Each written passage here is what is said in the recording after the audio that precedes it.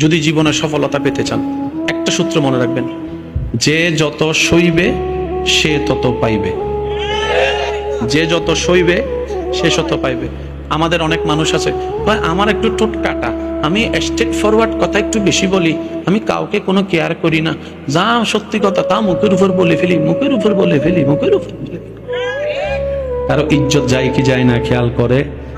অথচ রসুল বলছেন, তুমি অন্যের ইজ্জতের হেফাজত করো, তার আল্লাহ তোমার ইজ্জতের হেফাজত করবে। সুবহানাল্লাহ। কারো একটা টাকাও যদি হক থাকে, সে যদি মাফ না করে, তাহলে আপনার জান বের হতে কষ্ট হয়ে যাবে বেশি। বের হতে চাইবে, মানুষের হক যদি থাকে এটা একটু ক্লিয়ার করে ফেলেন।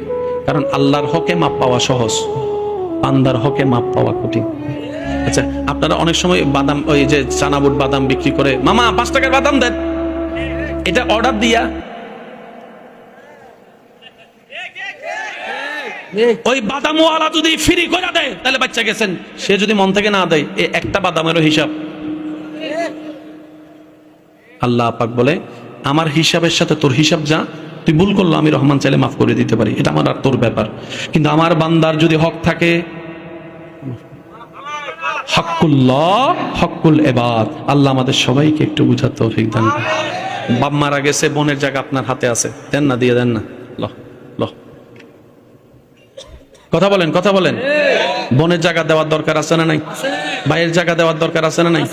যে যত ছাড় দিবে আল্লাহ তাকে তত দয়া করবে। যারা আমাকে ভালোবাসেন, 2-1 জন আবদার করে একটা কথা বলে আমি আপনাদের থেকে বিদায় নিব। যদি জীবনে সফলতা পেতে চান একটা সূত্র মনে রাখবেন, যে যত সইবে সে তত পাইবে। যে যত সইবে সে তত পাইবে। আমাদের অনেক মানুষ আছে, ভাই আমার একটু ঠোঁট কাটা, আমি স্ট্রেট ফরওয়ার্ড কথা একটু বেশি বলি, আমি কাউকে কোনো কেয়ার করি না, যা সত্যি কথা তা মুখের উপর বলে ফেলি, মুখের উপর বলে ফেলি, মুখের উপর বলে ফেলি।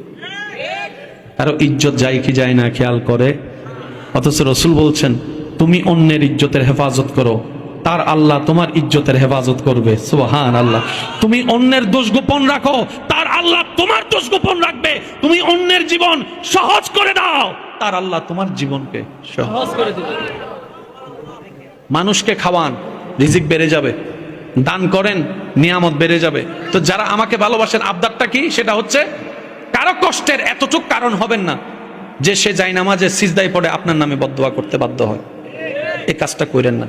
কারণ এক একটা চোখের পানি আল্লাহর কাছে বড় ডকুমেন্ট হয়ে থাকে। কথা বলেন না ভাই?